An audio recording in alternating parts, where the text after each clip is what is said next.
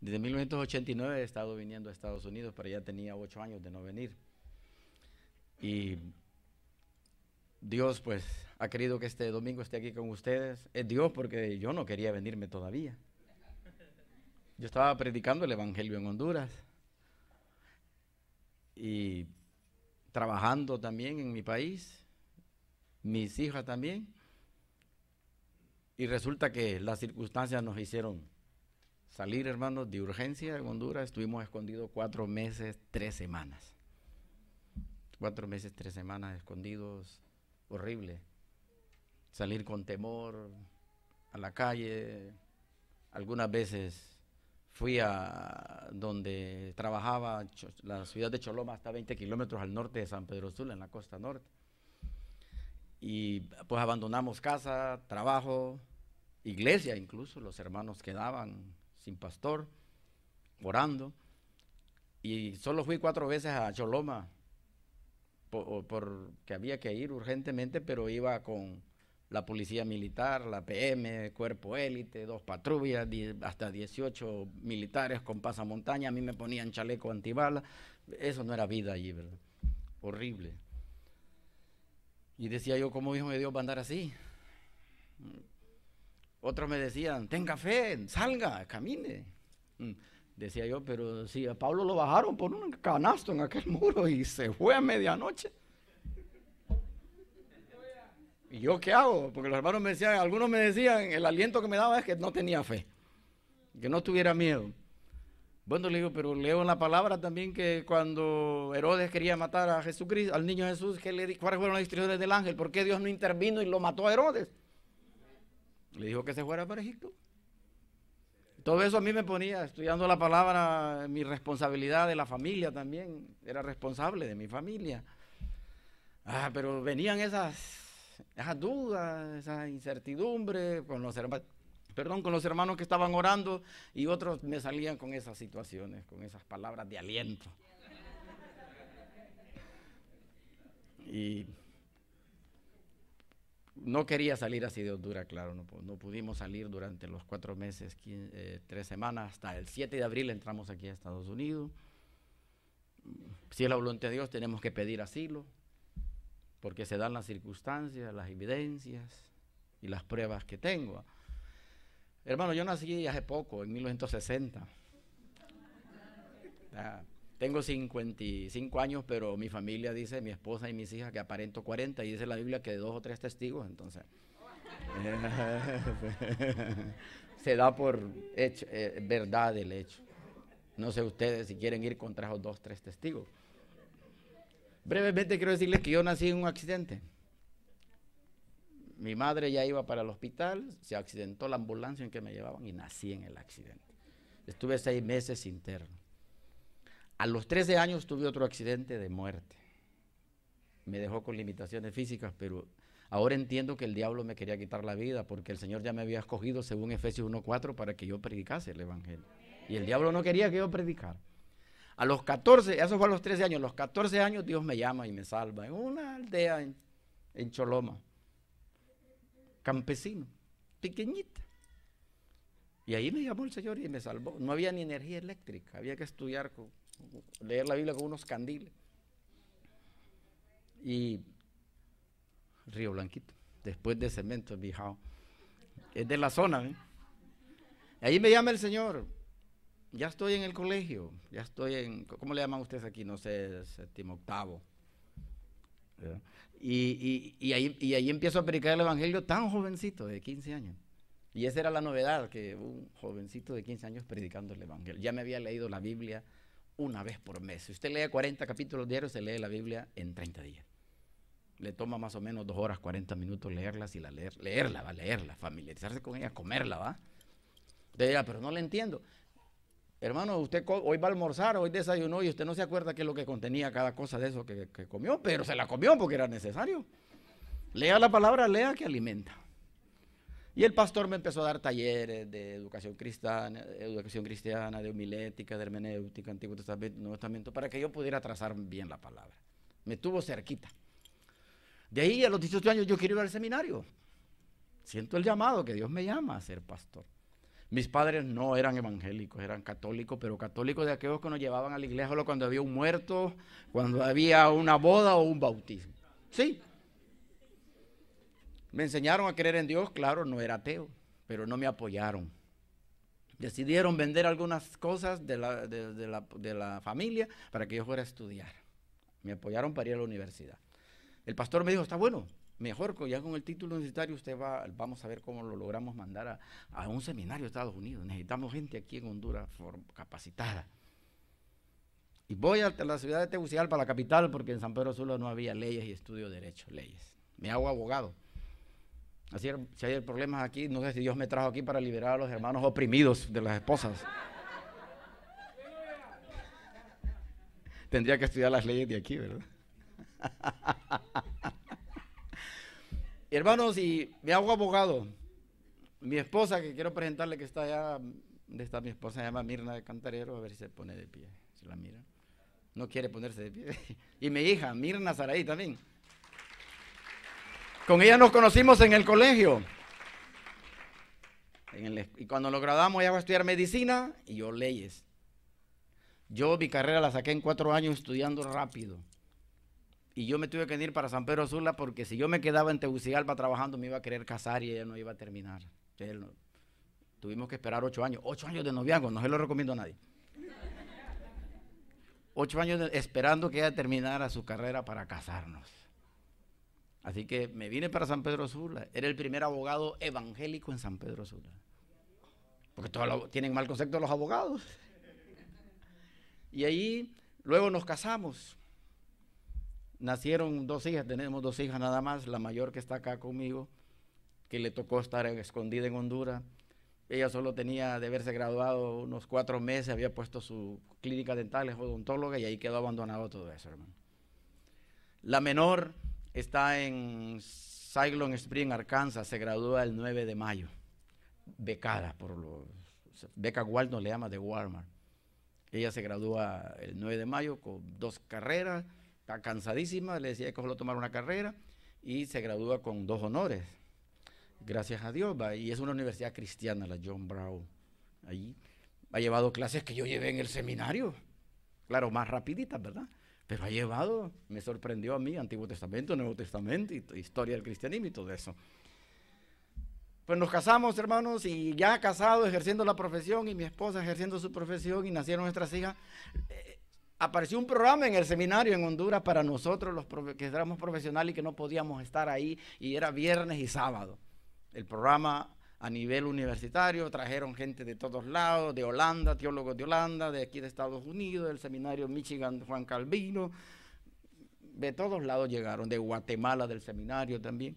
Hicieron un programa para nosotros y nos matriculamos como unos 18 hermanos, incluyendo mi esposa. Fuimos los 2 al seminario 4 años, viernes y sábado, y estudiando griego. Ay, ese griego para mí, ¿verdad? Pero era requisito en el plan que tenían. Pagábamos muy poco porque las iglesias que mandaron a los maestros pagaban sus costos. Nosotros era simbólico, fotocopia, 4 años. Y estando ahí, hermanos, ya terminando, el director del seminario lo pasaron para otro seminario allá en Honduras, en Ciguatepeque, que le llama, y él tenía una congregación donde nosotros íbamos a hacer la práctica, 2 meses, homilética y hermenéutica, y ahí nos evaluaba, una congregación pequeña, la mayoría de mujeres, hombres solo habían 2 hombres. Ya habíamos estado predicando ahí en la práctica, entonces me pidió a mí que esa congregación se la pastoreara, de los que nos graduamos, o nos graduamos al final 12, que me seleccionó, me pidió, oramos al Señor, de que dijo, yo veo que usted tiene el llamado, ayúdeme ahí porque no quiero dejar ese grupo solo. En que sea 1 año, me dice, mientras formamos a alguien. Oh, está bien, y fuimos, me instalaron y me ordenaron y empezó el ministerio 1 año y me quedé 11 años. De ahí salí, hermano. Pero no era atractivo. Sector Chamelecón, allá en los que son de Honduras, San Pedro Sula. El día que mi hija venía hace 4 años, me recuerdo, para Arkansas, un 15 de septiembre, 15 de agosto, perdón, que hicimos el culto y luego oramos por ella y saludando y los hermanos llorando porque se nos venía la menor a estudiar 4 años. Y ahí exactamente a 10 metros de esta iglesia mataron a un muchacho de otra iglesia que iba pasando. Y lo vimos, y yo fui testigo, y se regresaban y me apuntaban así. Yo no sé por qué me quedé parado, ¿no? Yo decía que se tiraran al suelo los demás, y yo vivía en el rostro de ellos. Después tuve miedo mucho tiempo. Luego otro señor enfrente de nosotros, como a 20 metros, también lo asesinaron viendo el culto. Pasé las reuniones al domingo en el día, ya sábados en el día, ya martes culto oración, ya no lo hacíamos. La policía recomendó que pasáramos nuestras reuniones en el día mejor, y en el pleno día mataban a la gente. A veces yo sentía temor, sería mentiroso decirles que no. A veces sentía temor de no ir a predicar ahí. Cuando evangelizaba a mis amigos, colegas, abogados, y ellos bien interesados del Espíritu de Dios, estaba obrando en ellos. ¿Y qué iglesia, dónde vas para ir? Y cuando les daba la dirección, estás loco. ¿Cómo vas a meter tu familia allí? Lo raro, hermano, es que yo también vivo en una ciudad conflictiva, Choloma, de mucho riesgo también. Tal vez la colonia donde yo vivía no, pero sí hay mucho riesgo. Y la gente me decía, ¿y para dónde vas? A la colonia Suyapa, sector Chamel. ¿Estás loco? Y los de la colonia Suyapa, ¿dónde vive pastor? En Choloma. ¿Estás loco? ¿A dónde voy a vivir entonces? Predicando el evangelio ahí, hermano. En situaciones de pobreza, los hermanos con una necesidad horrible, los sacaban de las cuarterías que no podían pagar. Mi esposa y yo dando el diezmo y ofrenda para ayudarle, y hablar con la persona que nosotros le íbamos a pagar, que no me los echara de ahí. Madres con 5 o 6 hijos sin padres. Situaciones así, hermano. Una hermana con SIDA que ya se nos murió, duró 10 años con tratamiento. Se cansó de tomar el tratamiento y ella falleció. Ayudamos mucho con los retrovirales, que es carísimo. Después no podíamos pagarlos nosotros, pero otra institución empezó a hacerlo. En esa situación he ejercido el ministerio, hermano. A veces yo sentí un vacío aquí, era puro miedo. Y a veces yo le decía a mi esposa, vámonos hermanos, vamos a despedir rápido el culto porque nos vamos, no sé, Dios me ponía, no sé cómo, no me pida cómo le explique eso. Pero yo sentía que Dios me decía, vete.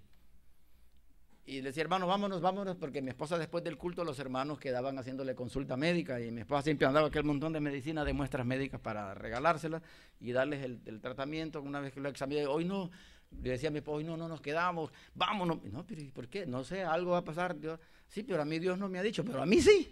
Yo no sé, yo siento, pero vámonos. Y hermanos, agarrábamos el carro y nos íbamos, y cuando íbamos tal vez a unos 10 minutos, los hermanos nos llamaban, hermanos, ya salieron de la colonia, así, mira qué tirazón hay aquí, hay 3 muertos, 5 muertos. Enfrente de la iglesia, la policía enfrentándose con los mareros, las bandas. Dios me ponía eso. Una vez, un martes, le dije, hermanos, cancelemos esto y vámonos. Y una anciana le dijo, no, nosotros nos quedamos orando, pastor. No, hermana, vámonos, mire qué responsabilidad mía todos ustedes. Aquí tengo jóvenes que sus padres no son cristianos. No, nosotros nos quedamos. No, hermana, vámonos. No, nos quedamos. Vamos, no, se quedaron y nos fuimos. Ni 10 minutos cuando dijo, hermano, me llamó. Tenía razón, hermano, aquí estamos tirados en el suelo, hay una tirazón. Duró 2 horas. No sé, le digo, no es que yo sea gran, pero si yo soy el siervo de Dios, Dios sabrá por qué me pone eso, hermano. Y cuando había que irse, había que irse. Cuando yo sentía que había que irse, había que irse. No había para dónde. Y a veces se sentaban los mareros en el templo, y el corazón le hacía a uno así, ¿verdad? Estaban sentados ahí, llegaban al culto. Las otras iglesias las asaltaban, a los hermanos les quitaban los teléfonos, les quitaban el dinero, la ofrenda de la iglesia se la llevaban. A nosotros nunca nos asaltaron. La iglesia nuestra está con paredes adelante, a los lados abiertas, solo acá y acá. Yo le decía a la visita, cuando usted quiere entrar, venga, las puertas están abiertas por todos lados, ¿verdad? Entonces me decían, ¿y por qué no cierras allí? Que sea rápido a cerrar las paredes. Pero yo decía, ¿cómo? Si los hermanos tienen necesidades y invertimos en esto, y estos hermanos ni para comer tienen. Pero quizás Dios lo quiso porque, no sé, no nos asaltaban porque alguien vecino podía llamar a la policía que nos estaban asaltando. Nunca asaltaron. Una vez llegaron y los hermanos me hacían así, ellos los conocían más que yo, ¿verdad? Yo estaba sentado así con el sonido, el data, la presentación, y los hermanos, ¿no? Y habían 3 sentados, ay, se les miraban los bultos aquí, las armas. Aquí. Pasamos a la ofrenda y pasaron y depositaron ofrenda. Pero como vieron un poquito ahí, mejor depositaron. Y oramos, cerramos los ojos, y cuando abrí los ojos ya no estaban. Se fueron, pero no nos asaltaron. Más bien nos dejaron una ofrendita ahí. Hacíamos estrategia. Le decía a mi esposa, tu diezmo no lo pongas ahí, dáselo aparte para que no vean que queda ahí. hacíamos algunas cositas, pero no era tanto dinero, pero sí ayudábamos, dábamos la merienda a los niños. Hoy los hermanos ya 4 o 5 meses no pueden darle merienda a los niños, que teníamos 60 niños en la escuela dominical. Niños que sus padres ya los mataron, exmareros, madres muertas, están con las abuelas. No se imagina, hermano, cuando uno les daba el pan, la comida, ¿cómo lo agarraban así? Algo, poco estábamos haciendo, pero era lo que podíamos hacer, ¿verdad? De repente el alcalde de Choloma me llama a trabajar como jefe de catastro de la municipalidad del municipio.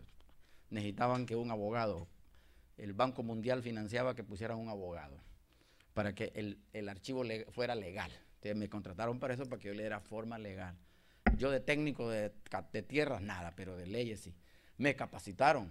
El Banco Mundial me capacitó y ya me iba siendo técnico. 5 certificaciones, hice 3 para ser técnico a nivel latinoamericano, y ahora ya sé un poco de esas cosas.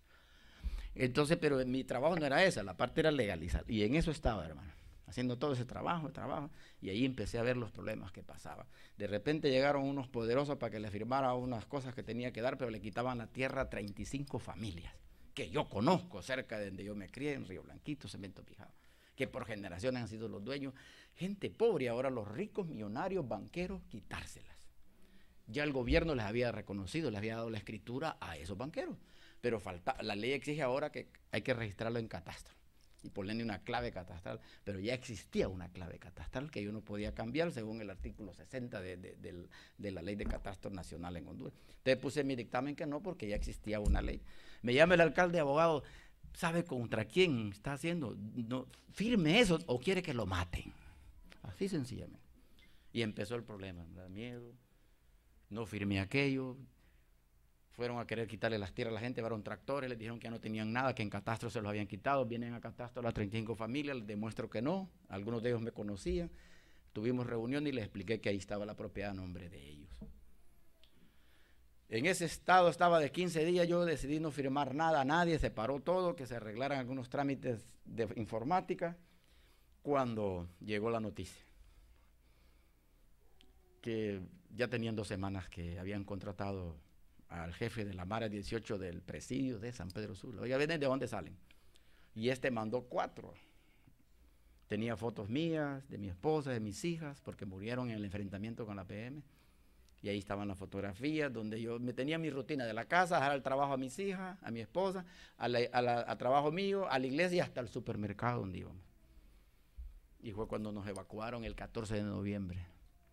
Estaba a las 12:45, ya mi esposa ya estaba en un lado, nos llevaron a un batallón, ahí nos tienen reunidos y no hemos vuelto a nuestra casa. Desde el 14 de noviembre.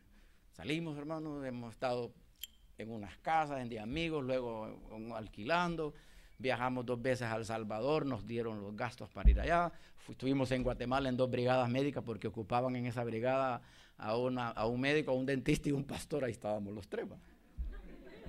Pero no tenemos dinero ni para el combustible, ahí va el combustible. Fuimos 2 veces a Guatemala, orando al Señor para dónde salíamos y a trabajar en algún ministerio en Guatemala, El Salvador o Estados Unidos. No sabíamos qué hacer honestamente, porque salir sin recursos no es fácil, pero Dios ha sido fiel. A veces para el día siguiente no teníamos ni para comer, y siempre me hablaba alguien o un pariente, y hasta no creyentes: abogado, deme una cuenta para después, Dios me ha puesto en mi corazón darle algo. Y ahí estaba el dinero. Ya tenemos para comer una semana.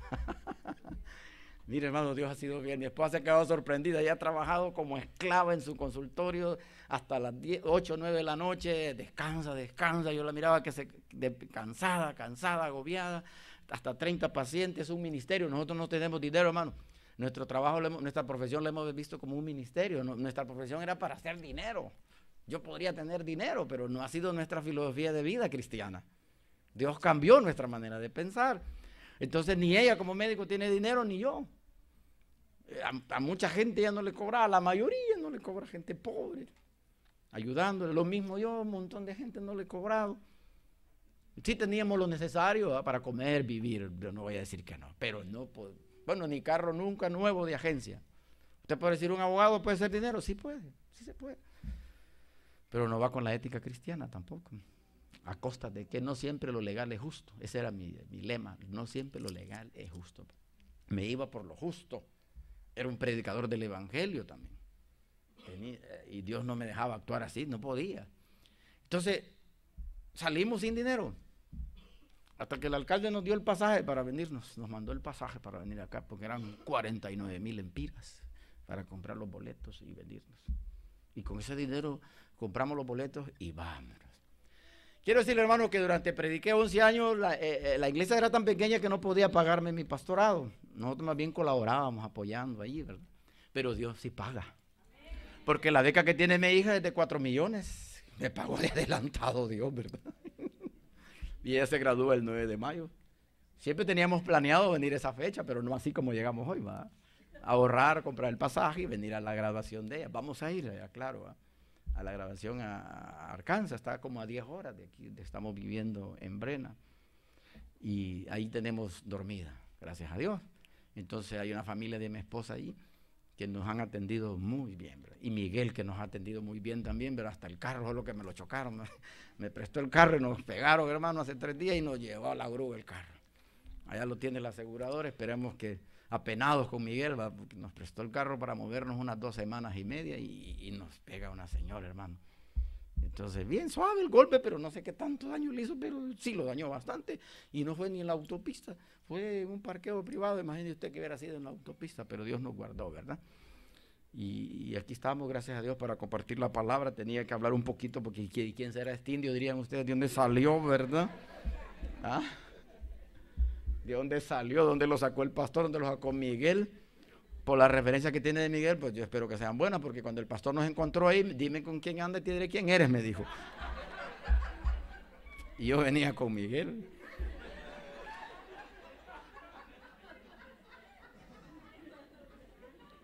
Pero hemos estado orando bastante para que en esta predicación se convierta Miguel también, ¿no? He querido compartir con ustedes en la epístola del apóstol Pablo a los Romanos. Yo lo estaba predicando allá en la iglesia nuestra. Llegamos hasta el capítulo 13, seguí el 14, 15 y 16. Casi lo termino, ¿no? Y yo quería compartir con ustedes este pasaje. Por favor, vamos a Romanos capítulo 1, versículo 8 al 17. Vamos a compartir algunos de ellos nada más esta mañana. Romanos 1, 8 al 17. Primeramente doy gracias a mi Dios mediante Jesucristo con respecto a todos vosotros de que vuestra fe se divulga por todo el mundo. Porque testigo me es Dios, a quien sirvo en mi espíritu en el evangelio de su Hijo, de que sin cesar hago mención de vosotros siempre en mis oraciones, rogando que de alguna manera tenga al fin por la voluntad de Dios un próspero viaje para ir a vosotros, porque deseo veros para comunicaros algún don espiritual a fin de que seas confirmado. Esto es para ser mutuamente confortados por la fe que nos es común a vosotros y a mí. Pero no quiero, hermanos, que ignoréis que muchas veces me he propuesto ir a vosotros, pero hasta ahora he sido estorbado para tener también entre vosotros algún fruto como entre los demás gentiles. A griegos y a no griegos, a sabios y a no sabios soy deudor. Así que en cuanto a mí, pronto estoy a anunciaros el evangelio también a vosotros que estáis en Roma. Porque no me avergüenzo del evangelio, porque es poder de Dios para salvación a todo aquel que cree, al judío primeramente y también al griego. Porque en el evangelio la justicia de Dios se revela por fe y para fe, como está escrito, mas el justo por la fe vivirá. Soberano Dios, gracias te damos esta mañana porque nos permites reunirnos en este lugar que es santo, apartado para adorarte solo a ti, Señor. También para escuchar tu palabra. Hemos alabado tu nombre, ahora queremos que tú nos hables a través de tu palabra, que nos edifiques, que nos instruyas, que nos corrijas, que nos exhortes y que nos alimente, nos nutra tu palabra, Señor, para que en el transcurso de la semana podamos estar firmes y enfrentar las acechanzas del diablo. Que tu palabra esta mañana llegue y llene la necesidad espiritual de cada hermano. Lo rogamos en Cristo Jesús. Amén. Hermanos, si ustedes leen esa carta de Romanos, si la leen todas, los 16 capítulos, si ustedes la leen todas, van a encontrar de cuál es el asunto que trata. Y es de la justicia de Dios. Es lo que Pablo está tratando de instruir a la iglesia que está en Roma. Pablo está escribiendo a la iglesia que está en Roma. Él nunca fue a Roma, nunca pudo ir. Aún lo dice aquí en su carta, que como no puede ir, les escribe esta carta. Nunca conoció a los hermanos en Roma. Cuando él llegó, llegó preso. Pero la iglesia, él no pudo estar. Entonces escribe esta carta a la iglesia de Roma. Y la iglesia de Roma estaba compuesta por todos los judíos que se convertían a Cristo y también por los paganos que no eran judíos, que así lo distinguían los judíos. Los judíos miraban dos religiones nada más, a los judíos y a los no judíos, a los gentiles que dice la Biblia, los paganos, los romanos. Y en el Imperio Romano, en la sede del Imperio Romano, donde estaba lo más alto de la corrupción, ahí estaba una iglesia. Y Pablo empieza a desarrollar ese tema de la justicia de Dios. La justicia de Dios. Ese es el tema de la carta. La justicia de Dios. No de los hombres, la justicia de Dios. Y en un contexto de persecución. Ya Roma, la iglesia tenía problemas. Porque en predicar en Roma, el cristianismo era como predicar otra religión que se oponía a la religión de ellas. César era el Señor. Y decir que Jesucristo era el Señor era otro asunto. Ese era otro asunto. Así que yo diría que yo me conformaría que ustedes al leer esta carta, que espero yo sé que al nomás salir de aquí no van a ir a almorzar sin leer los 16 capítulos. Mal profeta, ¿va? Pero que lean esta carta, hermano, en el transcurso de la semana, los 16 capítulos, y van a encontrar eso. La justicia de Dios. Siempre está hablando de la justicia de Dios. Y fíjese que la justicia de Dios no es igual a la nuestra. Es interesante, ¿va? Bien interesante. Cuando él dice que amó a Jacob, a Jacob, y aborreció ¿a quién? A Esaú. Y los dos no merecían la salvación. Dios no escogió a Jacob porque se la merecía, no. Los dos merecían el castigo eterno. Es como que usted diría, pero ¿y por qué Dios no salvó a mi abuelita tan buena que era? Porque las abuelitas nosotros eran buenas. A mí me protegía cuando mi mamá me quería castigar y yo me iba a meter donde mi abuelita que vivía cerca de nosotros. Pero mi abuelita materna no fue salva. Ahora que estoy en Cristo eso me duele.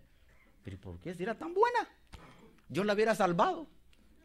Pero como Dios no se guía por sentimientos ni por emociones, sino por sus decretos eternos, su palabra, y la palabra de Él no cambia. Es inmutable. Y luego la otra abuelita paterna sí fue salva. Hermano, vivió 102 años y se convirtió a los 100 años.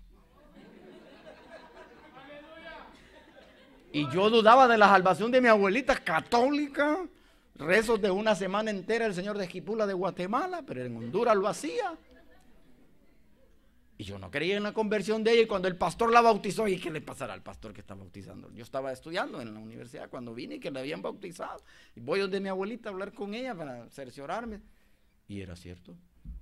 Le estaba esperando, aquí tenía el, yo no sé cómo le llaman, donde ponen el nicho, ¿va? Algo así donde ponen el santo, Esquipula, era negro, señor de Esquipula. Mira, dice mi tío, que mi mamá lo quiere que lo queme, yo le digo que se lo regale a alguien porque es pecado. No, pero te estoy esperando, ¿para qué lo puedo quemar? Sí, quemémoslo y lo quemamos. Yo lo tenía 20 años y lo quemamos, hermano. Entonces, es verdad que mi abuelita se convirtió. Mandó a quemar eso, hermano. Y de ahí a los 102 años entró en un estado que no se podía mover por su vejez, murió de vejez. Leía el periódico sin los anteojos.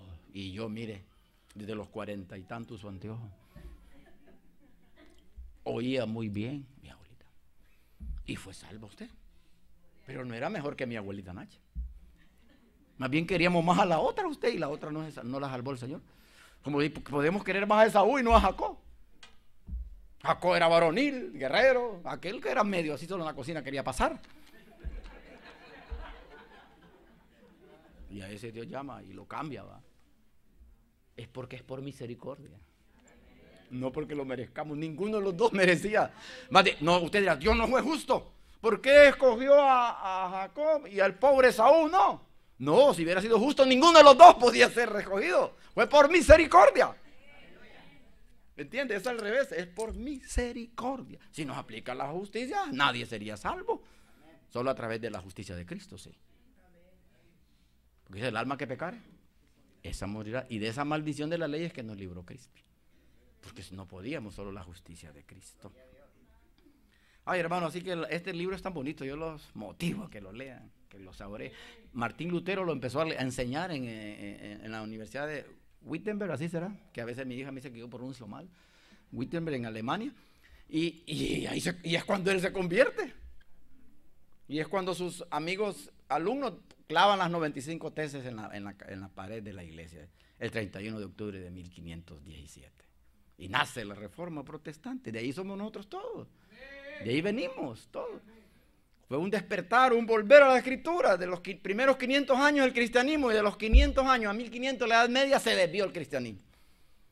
La Iglesia Católica lo distorsionó totalmente. Y es cuando Dios llama a estos hombres. Martín Lutero, Juan Calvino, que era laico, era abogado, pero estudioso. Los dos nunca se conocieron, pero Dios llamó a los dos. Mira. Y ahora nosotros estamos beneficiados de que volvimos a la Escritura. ¿Y qué era la Reforma? Sencillo, 5 postulados, los 95 tesis de Martín Lutero, usted las lee ahí por internet, las puede bajar, usted va a hallar como repeticiones parecidas, no, pero se resumen en 5, solo Cristo salva, solo Escritura, la única autoridad, no la iglesia, no que la iglesia, pero aplicando la Escritura, no sobre la Escritura, solo gracia, solo fe y solo a Dios la gloria. Eran los 5 postulados de la Reforma, ahí se pueden resumir las 95 tesis. Solo Cristo, solo gracia, solo fe y solo Dios sea la gloria y solo Escritura. Entonces este libro, hermano, yo quisiera que ustedes lo leyeran, ¿verdad? Interesante. A veces sería bueno, así como hacemos vigilias, eventos, conciertos, que un día venirnos a leer la Biblia, todo el día leer la Biblia. ¿Cómo? Sí, a leer la Biblia. ¿Y sabe cómo era? Así era el pueblo de Israel en el Antiguo Testamento, ¿verdad, pastor? Se ponían a leer la Biblia y los padres escuchaban, y cuando iban de regreso al camino aplicaban lo de Deuteronomio, y cuando vayas por repíteselo a sus hijos. Los padres se lo iban repitiéndose a los hijos. ¡Qué retención, pero hermano! Pero y nosotros, pastor, ya más tarde ni el mensaje nos acordamos al salir de aquí, ¿cómo se lo vamos a repetir a los hijos? Si hasta a mí se me olvida de qué prediqué el domingo pasado. ¿Qué atención estamos, va? Qué atentos estamos escuchando la palabra. Le pongo eso para que mire cómo debe ser la actitud nuestra de escuchar la palabra. Y usted lee en Proverbios, hijo mío, escucha, y nunca dice obedece, porque en hebreo y en griego no existe obedecer. Escuchar va implícito, obedecer. En español sí, sí, ya le oí mami, ya le oí papi, pero no se mueven. Levántese, vamos para la iglesia. Vamos a llegar tarde. Yo no sé si usted tiene problemas. Donde hay mujeres, no quiero hablar mal de las mujeres, pero cuesta llegar a tiempo, ¿ah? Pero si le dice a los hijos, vamos para Galveston, a la playa. Hermano, estamos enfrentando eso nosotros hoy en día. Pero vamos a nuestra carta tan bonita. Yo creo que la hermana le puede dar a los 3 ya que están ahí. Esta epístola se basa en el versículo de Habacuc 2:4. Mas el justo por la fe vivirá, que está en el versículo 17 de Romanos 1, ¿verdad? Pero mire qué interesante, hermano, que si usted lee la carta, aplica solo la primera parte, el justo, solo habla del justo, el justo, habla de la justicia. La otra parte, vivirá, es Gálatas quien lo aborda Pablo. En Gálatas habla mucho de vivir en la vida cristiana. Y en el libro de Hebreos, que no sabemos a ciencia cierta quién es el autor, habla de la fe.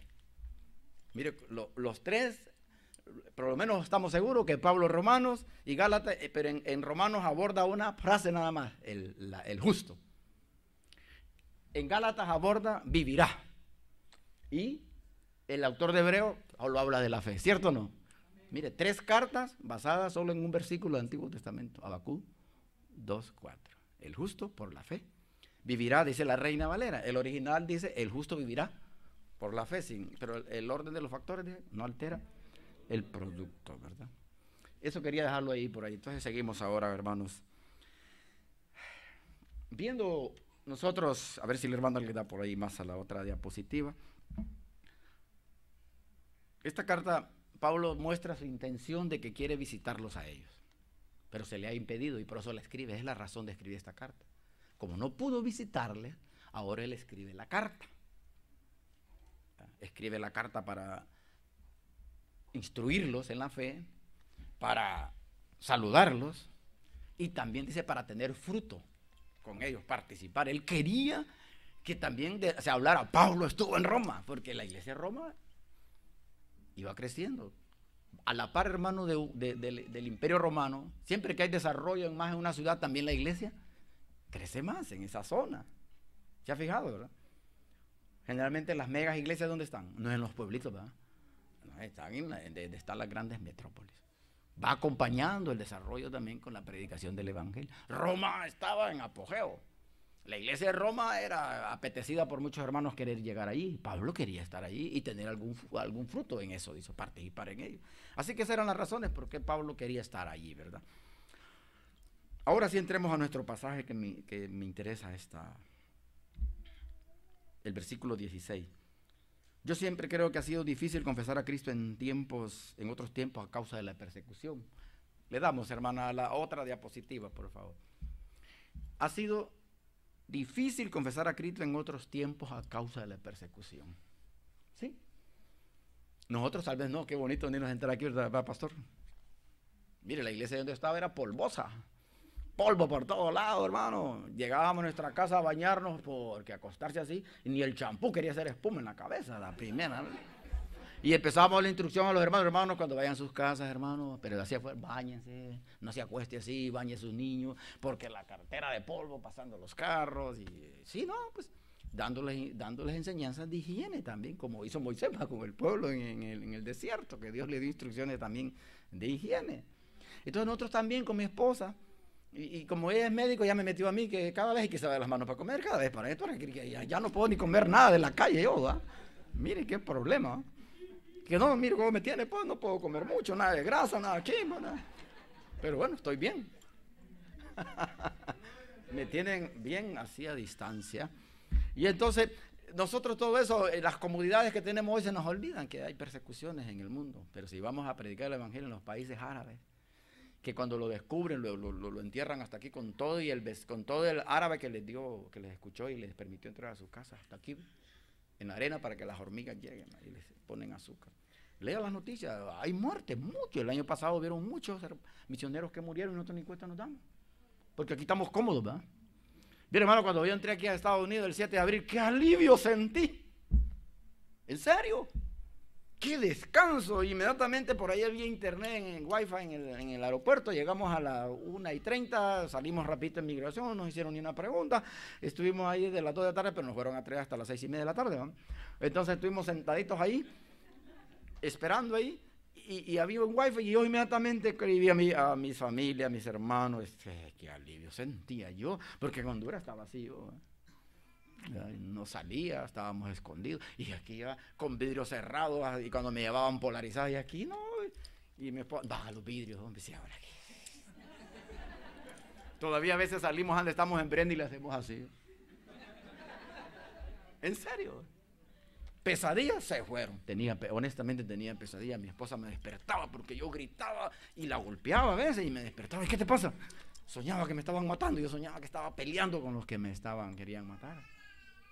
Y que les agarraba el arma y yo sin nada, y caía al suelo, y eso era lo que era. Pero era ella la que estaba golpeando. Y ya estaba yo tranquilo, un poco, ya está acercando la hora para irnos.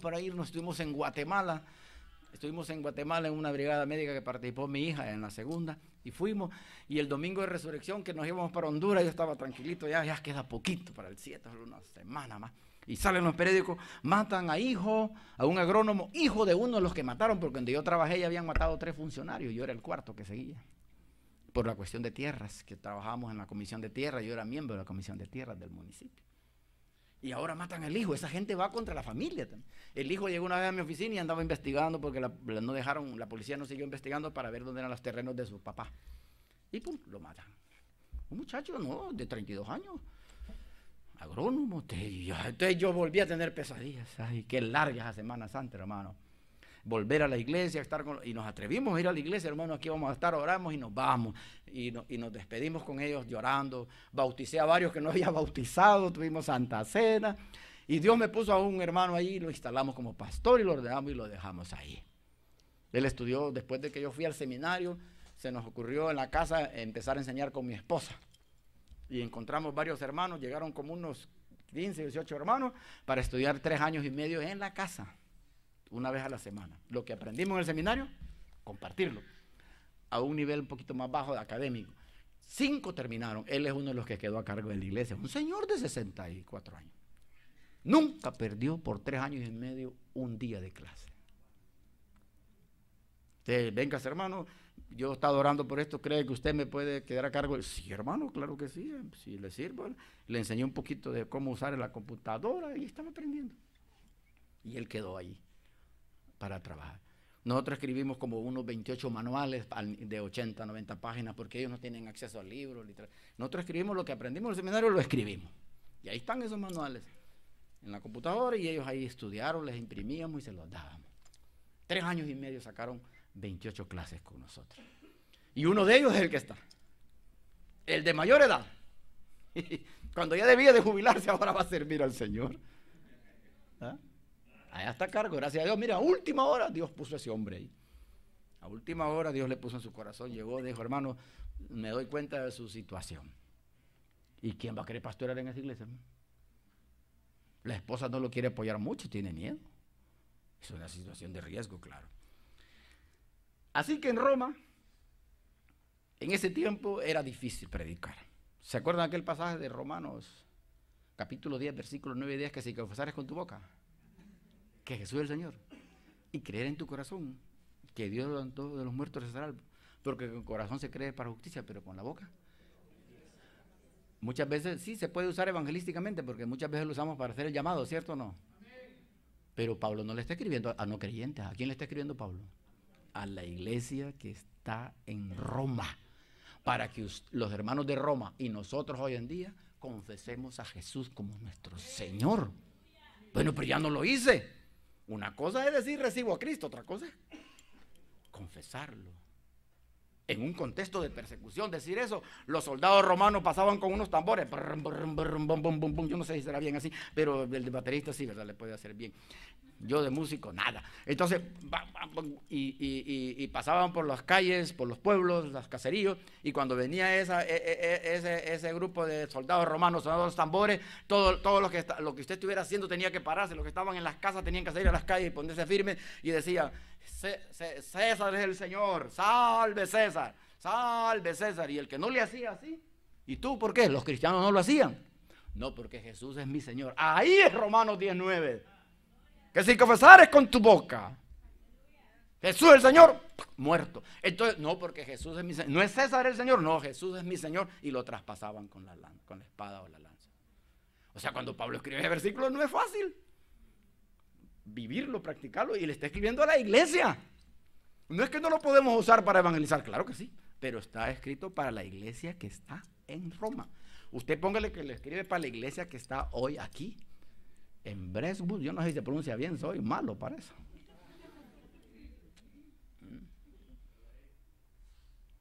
En ese contexto de persecución, hoy en día, ¿qué tenemos? Casi los temores han desaparecido, ¿eh? Aquí nadie va a meter preso por ir a dar un tratado, a predicar el evangelio. Todavía no.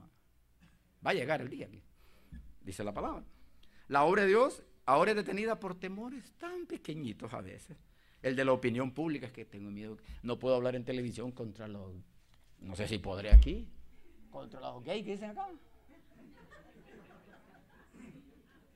Yo leí en el periódico en Honduras que un pastor bautista lo estaban acusando por eso. En Honduras también acusaron a un pastor, Evelio Reyes, también. Pero él citó la Biblia, los abogados lo defendieron que él citó la Biblia, no era que él lo decía.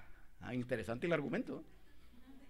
Hay que decir lo que dice Dios en su palabra. Si lo quieren enjuiciar, que lo enjuicien a Dios. ¿Verdad? Y ese fue el argumento que usaron los abogados y funcionó. Pero sí lo llevaron a juicio a ese pastor. El doctor Evelio es un médico, creo, o no sé qué es. Doctor en química y farmacia, algo así. No sé, pero él ahora es pastor de hace muchos años. Tiene una mega iglesia en la capital, en Honduras. Y fue enjuiciado. Porque hoy está aquello también de aquí, que el Congreso quiere aprobar que se casen entre ellos y ahora que adopten también, ¿verdad? Y hay todo eso allá que contienda en Honduras, oponiéndose las iglesias, diputados oponiéndose, y en esa lucha el pastor se pronunció y lo enjuiciaron. Entonces, por opiniones públicas, ahora no, eso no lo puede decir, ¿va? Hoy quizás me van a dar instrucciones a mí, Miguel, mi hermano, no vaya a hablar de algunas cosas aquí en este país, ¿va? Es probable. Por la opinión pública, por la posible pérdida en los negocios. No, es que si soy de esto, ya no va a haber negocio, me van a despedir del trabajo. Si soy hombre de negocio, no van a querer venir clientes. O por el prestigio, la fama. Y por cosas infundadas nos callamos a veces, ¿verdad? Pero ¿qué dice Pablo aquí? Versículo 16. Porque no me avergüenzo del evangelio. ¿Por qué? Porque es poder de Dios. No me avergüenzo del evangelio. Porque es la buena nueva del perdón de Dios. Evangelio es buenas nuevas, literalmente, ¿verdad? Del perdón de Dios, la buena noticia que trae. No había buena noticia, estábamos condenados. Pero ahora el evangelio trae buenas nuevas del perdón de Dios. ¿Y por qué no se avergonzaba Pablo? Si él tenía motivos para avergonzarse. Era una nueva religión. Allí en el Imperio Romano, más bien ellos eran la religión pagana. Y el Imperio Romano era el oficial. ¿Entiende? Al contrario. En ese momento era una nueva religión, el evangelio.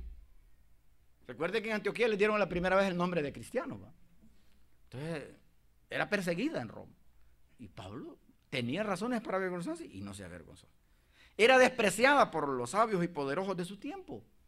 Los que eran evangélicos eran la gente más humilde, la gente más pobre, la gente de menos formación educativa. Recuerde que el Señor Jesús, ¿de quiénes se rodeó?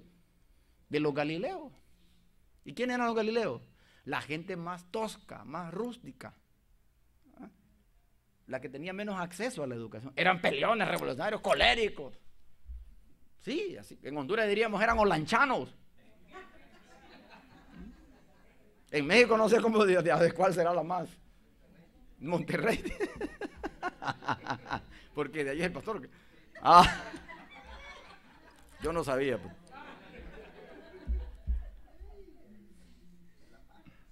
Eran perseguidos en muchas partes. Y Pablo podía avergonzarse y no se avergonzaba, ¿no? Dice que Dios escogió más bien a los... ¿Cómo dice 1 Corintios 1:27? ¿A quiénes escogió? A los menos sabios. No se ofenda por eso. Sí, porque nos podemos sentir ofendidos. No, qué bueno que nos abrió el entendimiento, hermano. Porque la verdad que la lógica humana no como, y estos están locos orando, cerrar los ojos. ¿Y con quién hablarán estos? Yo no estaría aquí. ¿Cierto o no? Pero es Dios que nos cambió el entendimiento. Tuvo misericordia en nosotros. Nos considerábamos inteligentes y nada. Los que se creen siguen siendo inteligentes, ahí siguen, sin conocer a Dios. Dios tuvo misericordia de nosotros. ¿Ya? Fue calumniada, la religión era calumniada. Hoy en día también está siendo calumniada, ¿verdad? Me dijo un amigo, hey, ¿es verdad que ya estás pastoreando? Sí, soy pastor. Te vas a hacer rico, me dijo. Así me dijo. Pues ya te vas a hacer rico, se van a caer. Pues vamos a la iglesia y nos hacemos ricos los dos, le dije yo. Y fue. Estuvo un año con nosotros. Un abogado, un año estuvo con nosotros. Y yo sorprendido, ¿y qué hará aquí? Y me ponía siempre, ¿qué hará? Que algo trama, decía yo. Y mi esposa me decía, ¿y cómo? Dios quiera que se haya convertido de verdad, le decía yo, porque si no va a dar problemas. Ahí estuvo un año y se fue. Y hace un año lo mataron también. Era de mi promoción, era abogado con mucho dinero, andaba con armas, guardaespaldas y siempre lo mataron. Hizo dinero llevándose de encuentro a quien sea. Es que el problema es que el cliente lo contrata a usted y el cliente quiere que usted es buen abogado si le gana el caso. Si usted no lo gana, es mal abogado, aunque usted no tenga la razón. ¿Qué le parece? Ahí está la diferencia mía. Usted llegaba donde mí, no, mire hermano, usted no tiene la razón. Ah, no, pero yo le pago para que usted me gane. Pues no puedo, y no lo llevaba el caso. Y dejaba yo de recibir dinero también. Pero mejor ir despacio, ¿verdad? Eso le enseñé a mis hijas, les tramité eso a mis hijas, hasta el grado que ellas ahora tampoco ven su profesión para hacer dinero, sino para servir, ¿verdad? Si todo esto se queda acá, ¿verdad? Todo esto se queda acá. Entonces, ¿para qué vamos a dar la vida por eso, hermano? Démosla por el reino de los cielos. ¿Por qué no se avergonzaba Pablo? A pesar de todo lo dicho, no tenía temor ni vergüenza de decir soy evangélico. ¿Por qué digo evangélico? Porque no se usa ya casi. ¿Y qué eso? Soy cristiano. Parece que es más fácil, ¿va? Y no tiene nada malo de ser cristiano tampoco. Si ese es el nombre que le dieron. Los del camino también me dijeron. Pero nosotros casi siempre usábamos ser evangélico, era mantenerse fiel a la doctrina, no idolatría, ¿entiendes?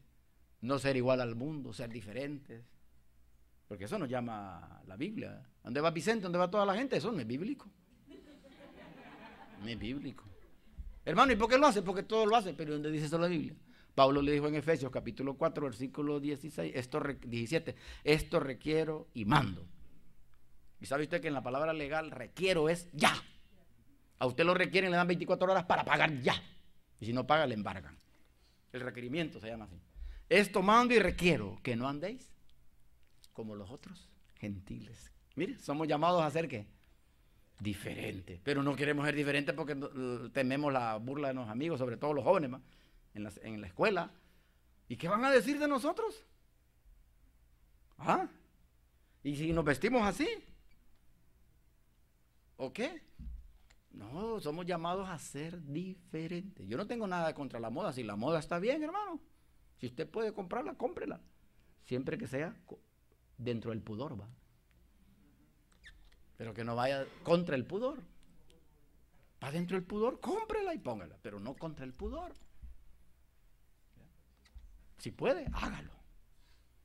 Pero somos llamados a ser diferentes. Es que todo el mundo lo hace, pero la Biblia no dice, Dios no dice así. Nos sacó de las tinieblas a la luz admirable. Somos diferentes. Pablo no se avergonzaba. No tenía vergüenza de decir, yo no puedo hacer eso porque soy evangélico. Interesante, ¿va? El evangelio dice, es poder de Dios, dice, ¿va? Por eso Pablo no se avergonzaba de él. El evangelio es poder, potencia. Dinamita, esa ya la saben ustedes. Potencia, poder de Dios. Las otras religiones no son poder de Dios, son poder de los humanos. ¿Sí? Las otras religiones lo hacen con un carácter físico, nosotros no es un carácter físico. El evangelio es poder de Dios. Si hubiera sido poder de nosotros ya no existiría. Confucio murió y ahí está, enterrado. El chino filósofo, Buda, Mahoma, ahí están. No pasan de ahí. Pero Cristo no está en la tumba. El poder del evangelio. Primicia. Estaba escuchando el otro día en una emisora ahí que contaba un pastor, él ya murió, ya está en la presencia del Señor, que fue a Rusia, pudo ir ahí a Rusia con su esposa.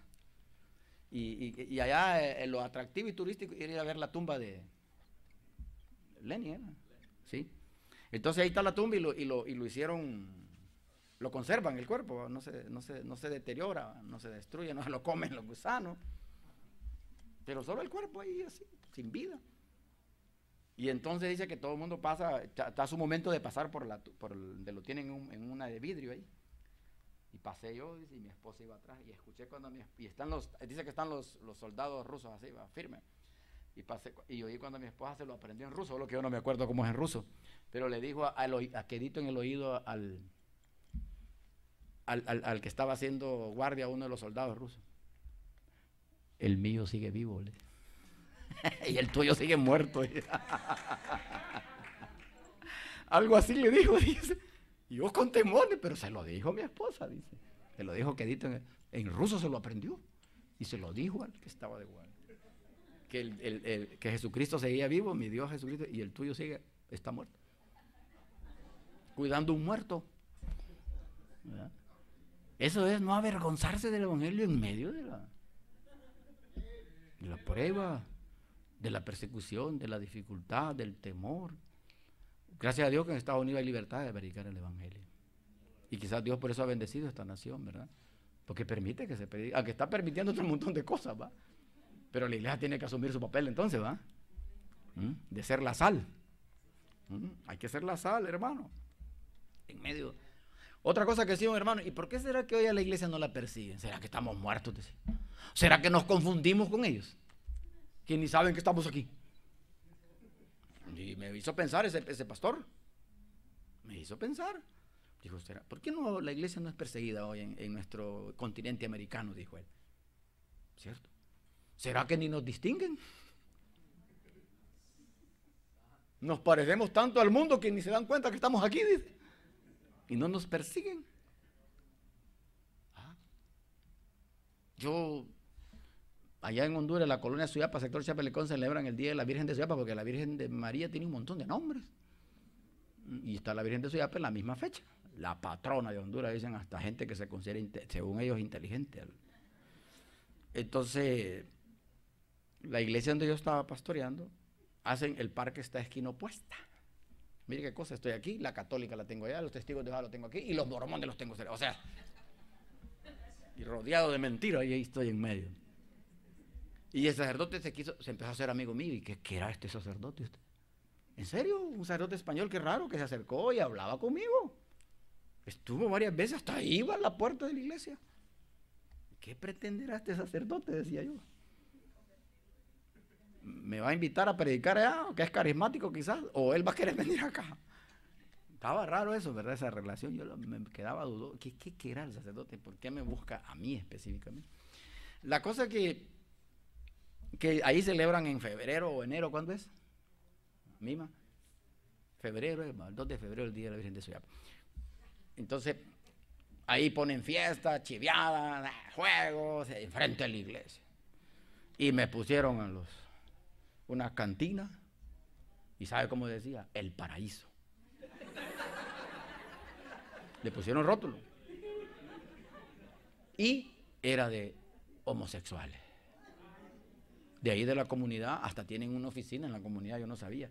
Le dijeron esto, que yo tengo años de no pasar de la iglesia, hermano. Pero yo le digo, ni sabía. Yo no puedo pasar de ahí porque tengo miedo. Llego hasta la iglesia y ahí me quedo. Y han dicho los mareros, al pastor no lo van a tocar nadie, pero que no se mueva de ahí. Porque yo he tenido temor. Pero le han dicho a los jóvenes de la iglesia, no, dice, no, mira que el pastor, no, dile que no se preocupe, a él no le vamos a hacer nada. Pero que no pase de ahí. Porque a veces yo salía al carro a meter las cosas, porque como la iglesia queda abierta, hay que guardar sonido, yo los metí en el baúl y iba con una cosa y me aparecían como 5 que estaban detrás del carro, gran susto me daban. Ya oscurecí, ¿y qué van a hacer estos aquí? Pero no, ellos ahí estaban huyendo quizás. Y se iban. Entonces yo tenía miedo, le manifestaba temor a algunos hermanos de iglesia que los conocen, porque se conocen ellos ahí. No, dígale que no se preocupe, el pastor no le hacemos nada. Eso está bueno. Cuando mataron a ese muchacho, como de unos 16 años, a 10 metros de la iglesia, el 15 de agosto, me acuerdo, hace que fue ya casi 4 años, porque mi hija se venía el día siguiente a su beca. Y el muchacho iba con otros dos muchachos más, y al de en medio mataron. Y quien lo había llevado a la iglesia era uno de los que iba alrededor, que no lo mataron. Llegaron en moto, se regresan y vienen apuntando, y yo lo quedo viendo. Y el de la moto de atrás me apuntaba, y yo me va a disparar, decía Dios, quiero que no. Y no sé por qué no me tiraba al suelo.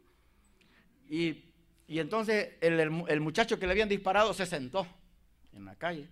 Entonces lo vieron ellos, se regresan y en la cabeza, 3 disparos más, sale parte del cerebro y queda él. Y vuelven a pasar y me quedan apuntando, pero se fueron. Entonces yo voy donde el muchacho y me arrodillo donde él. Yo no le conocía el nombre, pero sí lo había visto varias veces porque él iba a otra iglesia y me decía, adiós, pastor, me decía. Entonces yo le veo que él tiene este dedo así, hermano. Así. Entonces yo le agarro el dedo, le digo, pero sí, no sé si me estás escuchando. No sé qué hiciste antes porque él era exmarero. No sé qué hiciste antes, pero si te arrepentiste, Dios te perdonó, aunque las consecuencias las pagas. No sé si alguien se está vengando por algo que hiciste, algún daño, pero Dios te perdonó. Y pum, bajó el dedo. No sé si me escuchó. Esa noticia se regó. Yo tenía temor que ellos creyeran que yo los identificaba, y yo no los identifiqué. Dios me los borró, después no los podía ver. No podía dibujar, ver el rostro de los que yo vi que dispararon. Pero un domingo estábamos en reunión leyendo la Biblia en la tarde con los hermanos, la iglesia, leyendo la palabra de Dios. Pues vamos a leer los libros históricos. Le dimos como 3 horas. Y llegó un señor con pantalón corto, dijeron que era de los los sicarios de ahí. Quería hablar conmigo, pero quería hablar así con una oficinita chiquita que tenemos que la usamos de bodega. Y los hermanos no querían que yo entrara ahí y él decía que allí quería hablar. No, le hablemos aquí. No, allá quiero hablar solo con usted. Y yo le miraba la cintura, yo le miraba de todo aquel bulto aquí, ¿verdad? ¿Qué era este hombre? Lo habrán mandado para ver si yo vi, si los identifico. Era la semana después de esa muerte. Y entró, y todos preocupados, mi esposa y todos preocupados. ¿Qué hablaba aquel hombre conmigo? Y el hombre me dice, mire, pastor, a mí me van a matar hoy, pero yo voy a matar a varios. Y es verdad, ando armado. Y les dice, mira, ay Dios mío, 2 armas aquí, automáticas. No eran revólveres, porque un poco las he visto ahí. Y a mí el corazón, pum, pum, pum. ¿Y qué quiere? ¿Qué quiere de mí? Usted fue y oró por aquel que... Y me dijo el nombre, yo no sabía cómo se llamaba el muchacho. ¿Usted oró por él? A eso viene, dije yo. De lo que lo vi. Y ahorita que yo voy a salir, quizás a mí me van a matar. Yo quiero que usted ore por mí, para que yo sea salvo. Que ore yo por usted para que sea salvo. Es que yo no lo voy a salvar, es que yo no quería cerrar los ojos, hermano. Entonces yo no... Pues la verdad, es la verdad, hermano. Yo no quería cerrarlo. Yo era como Pablo, que lo bajaron por el canasto, ¿eh? Aunque cuando ya maduró, prefirió que lo apedrearan, ¿va? Había un proceso. Entonces, mire, le digo yo, ¿pero usted cree en el Señor Jesucristo? Sí, hoy en la mañana yo oré, me dice, a las 5 de la mañana. Y no le voy a mentir, ando tomado. Y ando drogado. Porque hoy voy a morir, pero se van a ir conmigo varios. Yo voy a matar varios. ¿Y por qué lo van a matar? Ah, porque a mí me pagaron. Yo he matado a mucha gente. Yo debo de morir, me dice. Yo he matado, un señor como de unos 40 años. Yo he matado a mucha gente, me dice, y debo de morir. Ahora ya no quiero seguir matando. Entonces me pagaron por matar y no lo he hecho. Entonces contrataron a otros para que me maten de la banda, de la misma banda mía. Yo sé que aquí a la esquina por ahí están esperando. Por eso ando así. No, pero usted ya oró, le digo, y confesó su pecado. ¿Cómo le dijo a Cristo que me perdonara mis pecados? Yo lo he oído a usted predicando aquí, como tenemos bocina, sale el sonido. Y yo hice eso, le pedí perdón. Ah, bueno, ya el Señor lo perdonó, váyase en paz. No, yo quiero que ore por mí.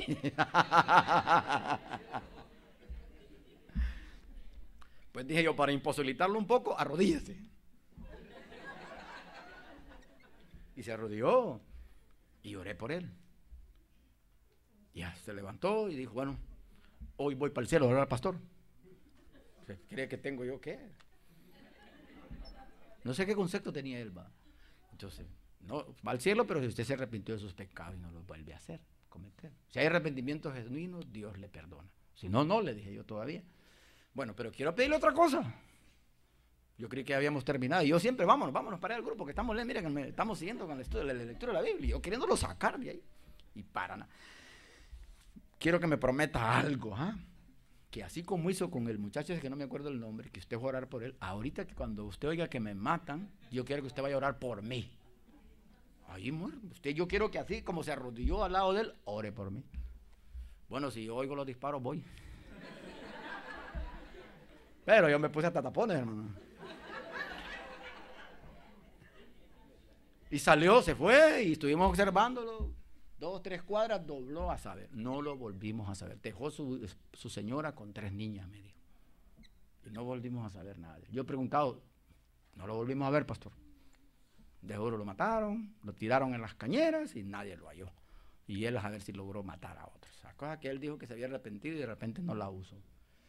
En ese contexto, hermano, nos tocaba predicar a nosotros el evangelio, ahí. Y se miraba que no había persecución, pero tiene temor uno, ¿verdad? No nos perseguían específicamente a nosotros. El evangelio es poder de Dios, pero solo predicábamos ahí, ¿verdad? Porque es poder de Dios. Si yo hubiera sido en mi fuerza, jamás, hermano. Jamás. Ni por mi inteligencia. No estoy ahí ni por ser abogado, si el abogado no sirve para predicar. No, es la palabra de Dios la que nos instruye. ¿Entiendes? No por ser abogado que me dieron el púlpito tampoco. No, por ser un siervo de Dios, un predicador del evangelio. ¿Ya? Eso es lo que necesitamos nosotros, hermanos. Podemos usar eso para hablarle a otras personas, pero eso no es. El evangelio es poder de Dios. Es el que tiene poder. Es un poder benéfico. Porque los otros poderes destruyen, ¿va? Los huracanes, Los tsunamis destruyen, pero el evangelio no destruye, construye, edifica. Somos nueva criatura. Sí, nueva criatura. Imagínense, ahora somos... Usted no estaría en la iglesia hoy aquí. ¿Qué iba a estar haciendo hoy aquí? Estaría descansando, yendo a la playa, a un lago, qué sé yo, de compras. Pero Dios le cambió, lo hizo nueva criatura. La genética de Dios está en nosotros ahora y ahora pensamos como Dios. No somos dioses, pensamos para hacer su voluntad, queremos agradarle. Nosotros no hubiéramos podido jamás en nuestra naturaleza querer hacer la voluntad de Dios, pero Dios nos da una nueva naturaleza que quiere hacer la voluntad de Dios. Qué interesante eso, ¿verdad? Es mentira que esté en su naturaleza. No, si a nosotros que nos gusta, hermano. La comodidad, la tendencia a pecar. No, yo no, hermano, yo soy santo, porque Dios le cambió su naturaleza. Pero nosotros no. Mire, los padres, va que solo le enseñamos lo bueno a los hijos, ¿sí o no? Ningún padre le enseña cosas malas al bebé. Y lo malo que no le enseñamos, él lo hace. ¿Dónde lo aprendió? Lo trae, ¿verdad? ¿Quién le enseña al niño a robar? ¿Quién le enseña a mentir? Pregunten a las madres que están creando niños ahorita. Son unos diablillos, dicen. Expresiones así escuchamos de los padres, ¿verdad? ¡Qué bonito el niño! Ah, si lo tuvieras una hora, a ver si va a decir qué bonito. Y es cierto. Y no les enseñamos lo malo a los niños y ellos aprenden lo malo. ¿De a dónde? Es que Pablo dice, no hago lo bueno que quiero, sino lo malo que no quiero. Ustedes pueden leer eso siempre en esta carta. No lo bueno que no quiero, sino lo malo. Lo bueno que quiero no hago y no lo malo. No sé, es facilito. Es fácil no venir a la iglesia hoy, ¿verdad? Sí, quedarse, llegó un amigo, una visita, un trabajito. El diablo busca una y otras maneras. Y nosotros que rapidito nos quedamos. Pero venir a la iglesia es más difícil. El diablo le va a poner un montón de obstáculos también en nuestra propia naturaleza pecaminosa. No solo el diablo tiene la culpa, también nosotros, el mundo. Juan hace clara esas separaciones. Viene de varios lados las tentaciones, ¿verdad? El evangelio no está para destruir, está para construir. Ah, ya te hiciste evangélico, ya te arruinaste, al contrario. Ah, ahora te van a quitar todo el dinero.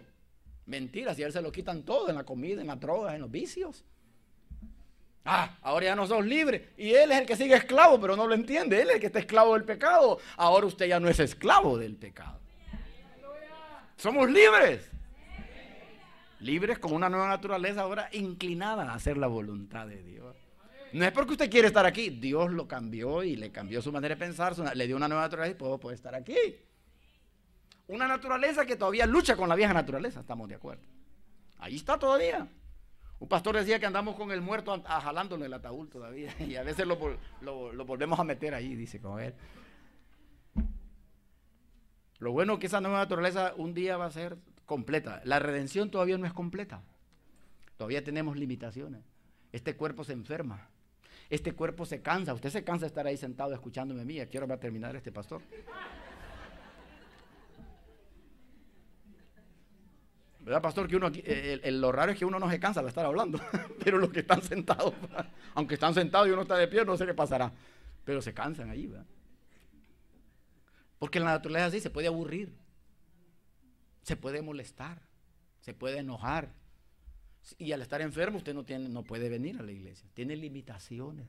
¿Por qué? Porque todavía la redención no está completa. Por eso es necesario morir. Este cuerpo tiene que morir, pero si ya vino Cristo, ¿por qué tenemos que morir físicamente? ¿Cómo vamos a entrar con este cuerpo en el cielo, pastor? Que se cansa, se enferma, se aburre, le da sueño. Si por la eternidad va a estar usted en la casa de Dios, en el cielo, si aquí a las 2, 3 horas usted ya se aburrió y se duerme, ¿cómo va a ser allá con este cuerpo? Por eso no va a estar en este cuerpo, porque va a ser un cuerpo glorificado, transformado, que no se va a cansar nunca, para adorar al Señor por miles y millones de años en la eternidad. Así que tiene que morir, hermano. Tiene que morir para entrar al cielo, un cuerpo transformado, glorificado a la imagen y semejanza de Jesucristo. Esa es la redención completa que esperamos. Yo prediqué eso una vez en un velorio porque no hallaba que de repente me agarraron y predicaron en San Pedro Sula y no eran creyentes. El muerto no era creyente. ¿Y cómo lo mandaba más al infierno ahí? Pero habían unos creyentes ahí. Habían unos creyentes ahí. Y yo predicaba ahí. Y estábamos en un lugar bien bonito, le dicen Jardines del Recuerdo, algo así, San Pedro Sur. Parece parque. Y yo dije, bueno, aquí dan hasta ganas de morirse. Y quedarse aquí, de ellos. Tan fresco que San Pedro Sur es caliente, ¿va? Entonces yo le predicaba eso a los que habían creyentes, que teníamos que, ¿por qué la muerte? ¿Cuál es el origen de la muerte? Que Dios no tenía que ver nada con la muerte. Era el pecado. Dios no hizo la muerte, Dios nos dio vida, mami. La muerte viene por consecuencia del pecado. Pero aun cuando Él nos libra de la maldición de la muerte eterna, la muerte física siempre quedan las consecuencias. Hay que morir, pero también es necesario morir, dice Pablo en 1 Corintios 15, ¿va? Porque este cuerpo no puede entrar al cielo. Imagínese usted en el culto 1000 años allá, hermano. No podría, ¿verdad, hermano? Con ese cuerpo, se cansa. Por eso nos da un cuerpo glorificado, transformado. No se va a cansar. Así que, hermano, déle gracias a Dios porque no se va a aburrir, no le va a dar sueño. Ni se va a cansar porque va a tener otro cuerpo. Así que bueno, que este cuerpo se queda. Y Dios nos da uno perfecto, a la imagen del primer Adán. Todo eso nos habla Pablo, tan bonito este Pablo. Este Pablo nos enseña muchas cosas inspiradas por el Espíritu Santo, ¿verdad? Ya el tiempo, me dijo mi esposa, llegó el tiempo. Yo no sé cómo es el tiempo, si es que empieza uno a sentir hambre o qué, ¿verdad? Así lo medimos. Hermanos, ha sido un placer compartir. No terminé la exposición, pero sí queda claro que ya pasamos que era un mensaje universal, también es para todos, ¿verdad? Es poder de Dios, es un poder benéfico, da salud, es un poder que debe ser recibido, es un poder suficiente para alcanzar a los más alejados de esos judíos y a griegos. O sea, es universal. El evangelio es universal. Me gusta un libro que hay que dice Cristo desde la cultura, porque Cristo predicó desde una cultura, ¿va? Hebrea. Pero Cristo contra la cultura, fariseos, hipócritas. Y Cristo dice en la cultura. El evangelio es universal, pero no es que se va a acomodar. No, hermano, pero es que aquí estamos en Estados Unidos y usted tiene que considerar otros aspectos. Sí, es cierto, hay que considerar algunos aspectos culturales para tener estrategia y prudencia para predicar el evangelio. Pero el tema principal va a seguir ahí mismo. ¿Entiendes? Podemos usar estrategias para atraer a la gente, pero el tema es el mismo. Predicar la cruz de Cristo. En cualquier cultura. Vamos a predicar la cruz de Cristo. En cualquier cultura. El evangelio es universal, sí.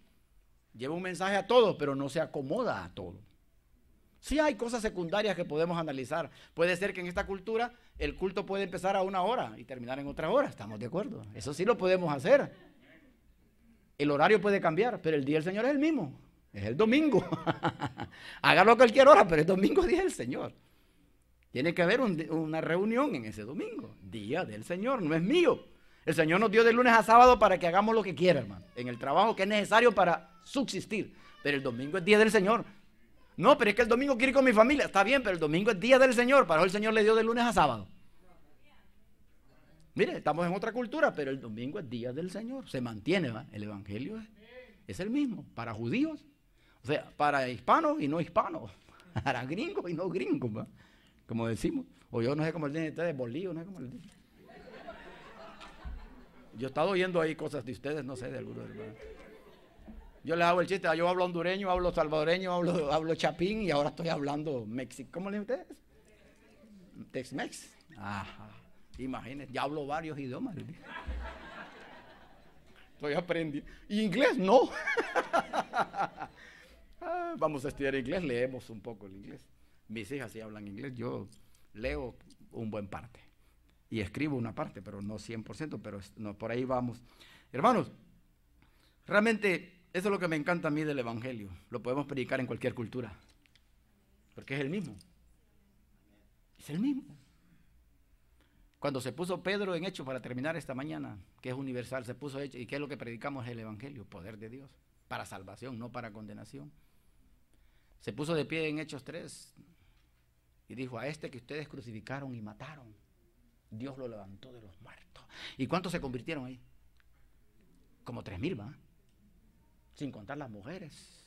No sé por qué no las contaban ahí. Y en la iglesia donde más tenemos, bro. Hay que contarlas. Eran muchas y no se podían ni contar. Sí, fíjate que, porque mire que hay más mujeres. Siempre hay más mujeres en la iglesia. No sé por qué se dejan quitar los privilegios más de los hombres. Hay más hombres sirviendo, ¿o sí? Y son menos hombres en la iglesia. ¿Qué cosa, va? Me refiero a la predicación, a la enseñanza, va. Ok. Pedro predicó el evangelio, la cruz de Cristo. Pablo, perdón, me he dicho a los hermanos. Qué bien, Pedro, mira, qué sermón, cuántos se convirtieron. Luego lo vemos en Hechos 4, predica otro sermón. La cruz de Cristo, y se convirtieron ¿cuántos? 5,000. Pedro, va bien, Pedro, los otros apóstoles. Pedro, qué bueno eras para hablar, y eras, imagínate, pescador tú. ¿Y cómo? Y mira ese mensaje que predicaste, la cruz de Cristo, 5,000. Pero allá en Hechos 5 predica y lo apedrean y lo meten preso. El mismo mensaje, hermano. Entonces, y la iglesia orando por él, ¿va? Y que cuando salió Pedro haber dicho, bueno, cambiemos el mensaje, Pedro. Si no te van a matar. No, siguió predicando el mismo mensaje. Es que no lo podemos cambiar, hermano. A nosotros se nos ha confiado predicar el evangelio del reino de Dios como está en la palabra, revelado en la palabra de Dios. Y esa es una gran responsabilidad que tenemos nosotros los predicadores. A mí me da temor y temblor, Señor. No quiero predicar como yo siento, como yo quiero, como a mí me gusta, sino como lo dice la palabra de Dios. Ser un fiel expositor de la palabra, el evangelio. Hoy lo compartí con ustedes. Yo sé que me salí de lo que yo, me refiero como yo predico, me trazo el sermón y no me salgo. Pero hoy era primera vez con ustedes que conocieran un poquito quién era yo, ¿verdad? ¿Quién será ese hombre bigotudo? Porque pocos hombres usamos bigote hoy en día, ¿va? ¿Y qué vamos a hacer? Pues allá en Honduras me metieron que me lo quitara para que no me conocieran los que me querían matar. Viera que raro me miraba y feo yo. Me quité el bigote, no me miraba sin boca porque este bulto no se miraba. Y tomé una foto y se la mandé a mi hija que está en Arcado. ¡Ah, qué hiciste!